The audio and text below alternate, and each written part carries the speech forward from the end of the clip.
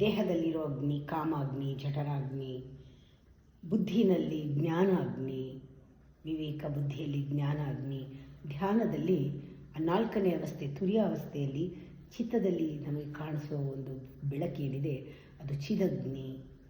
ಒಂದು ದೊಡ್ಡ ಒಂದು ಅಗ್ನಿಕುಂಡ ಇದ್ದಂಗೆ ನಾವು ಅದರಿಂದ ಒಂದು ಚಿದಗ್ನಿಯಿಂದ ಆ ಬೆಳಕಿಂದ ಹೊರಗೆ ಬರ್ತೀವಲ್ಲ, ಆಗ ಬಂದಾಗ ನಮ್ಮಲ್ಲಿ ನಮಗೇ ಒಂದು ಅವತಾರ ಆಗುತ್ತೆ. ಆ ಮೆಡಿಟೇಷನಲ್ಲಿ ಚಿತ್ತದಿಂದ ಹೊರಗೆ ಬಂದಾಗ ನಮ್ಮದೇ ಒಂದು ಅವತಾರ, ದೇವತಾ ಕಾರ್ಯಗಳು ನಮ್ಮಿಂದ ಆಗುತ್ತೆ, ಒಳ್ಳೆ ಕೆಲಸಗಳಾಗುತ್ತೆ. ಮೆಡಿಟೇಷನ್ ಮಾಡಿದ್ಮೇಲೆ ಅಂಥ ಒಳ್ಳೆ ಮನೋಧರ್ಮ ಇರುತ್ತೆ ನಿಮಗೆ. ಆ ಥರ ದೇವತಾ ಕಾರ್ಯಗಳನ್ನ ಮಾಡೋ ಶಕ್ತಿ ನಮಗೆ ಬರುತ್ತೆ. ಏನಾಗುತ್ತೆ ನಮ್ಮಲ್ಲಿ, ನಮ್ಮ ಬುದ್ಧಿನಲ್ಲಿ, ಅಹಂಕಾರದಲ್ಲಿ, ನಾವು ಅಜ್ಞಾನದಲ್ಲಿ, ಮಾಯೆನಲ್ಲಿದ್ದಾಗ ಸೇರಿಕೊಂಡಿರುವ ಎಲ್ಲ ಕಲ್ಮಶಗಳೆಲ್ಲ ಹೊರಟೋಗುತ್ತೆ.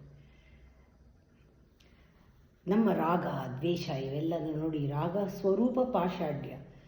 ಆ ಒಳಗಡೆ ನಮಗೆ ಆ ಪ್ರಾಸೆಸ್ನಲ್ಲಿ ರಾಗ ಸ್ವರೂಪದಲ್ಲಿ ಪಾಶ ಹಾಕಿ ಅದನ್ನು ಹಿಡಿದು ಕ್ರೋಧಾಕಾರ ಅಂಕುಶೋಜ್ವಲ, ಅಂಕುಶದಿಂದ ಆ ಕ್ರೋಧನ ಹಿಡಿದು ಕ್ರೋಧ ಅನ್ನುವ ಕ್ರೋಧಾಕಾರದ ಅಂಕುಶ ಇದನ್ನು ಹಾಕಿ ಕ್ರೋಧನ ಹೋಗಿಸಿ ಮನೋರೂಪಿಕ್ಷು ಕೋದಂಡ ಬಿಲ್ಲು ನಮ್ಮ ಮನಸ್ಸನ್ನು ಬಿಲ್ ಮಾಡಿ ನಮ್ಮ ಇಂದ್ರಿಯಗಳನ್ನು 5 ಪಂಚೇಂದ್ರಿಯಗಳನ್ನು 5 ಬಾಣ ಮಾಡಿ ಇದನ್ನೇ ಉಪಯೋಗಿಸ್ಕೊಂಡು ಅವಳು ನಮ್ಮ ಪಂಚೇಂದ್ರಿಯಗಳನ್ನು ನಮ್ಮಿಂದನೇ ಗೆಲ್ಲಿಸಿ ಅವಳು ಹೊರಗೆ ಬರ್ತಾಳೆ. ಅದನ್ನು ನಾವು ಹೇಳ್ತೀವಿ, ಅವಳು ಯಾರು? ನಮ್ಮಲ್ಲಿರೋ ಸೃಷ್ಟಿ ಶಕ್ತಿ, ಪರಿಪಾಲನಾ ಶಕ್ತಿ, ನಮ್ಮಲ್ಲಿರೋ ಸಂಹಾರ ಶಕ್ತಿ, ಶ್ರೀಮಾತಾ ಸೃಷ್ಟಿಶಕ್ತಿ, ಮಹಾರಾಜ್ಞಿ ಪರಿಪಾಲನಾ ಶಕ್ತಿ, ಸಿಂಹಾಸನೇಶ್ವರಿ ಸಂಹಾರ ಶಕ್ತಿ, ಚಿದಗ್ನಿಕುಂಡ ಸಂಭೂತ, ಚಿದಗ್ನಿಯಿಂದ ಹುಟ್ಟಿದವಳು, 4ನೇ ಸ್ಥಿತಿಯಿಂದ ಹೊರಗೆ ಬರೋಳು, ದೇವಕಾರ್ಯ ಸಮುದ್ಯದ, ನಮಗೆ ದೇವತಾ ಕಾರ್ಯಗಳನ್ನ ಮಾಡೋದಕ್ಕೆ ಪ್ರೇರೇಪಿಸ್ತಾಳೆ.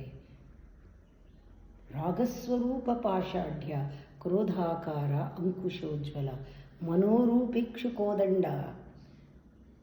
ಕೋದಂಡ ಅಂದರೆ ಬಿಲ್ಲು, ಪಂಚಸನ್ಮಾತ್ರ ಸಹಾಯಕ. ಇದನ್ನೆಲ್ಲ ಓದ್ತಾ ಇದ್ದರೆ ಒಂದೊಂದು ನಮಗೆ ರೆಫರ್ ಮಾಡ್ಕೊಂಡು ಓದಬೇಕು. ಸಹಸ್ರನಾಮದಲ್ಲಿ ಒಂದೊಂದು ಟೆಕ್ನಿಕ್ ಆಗುತ್ತೆ. 10 ನಾಮ ಒಂದೊಂದು ಧ್ಯಾನಕ್ಕೆ ಟೆಕ್ನಿಕ್.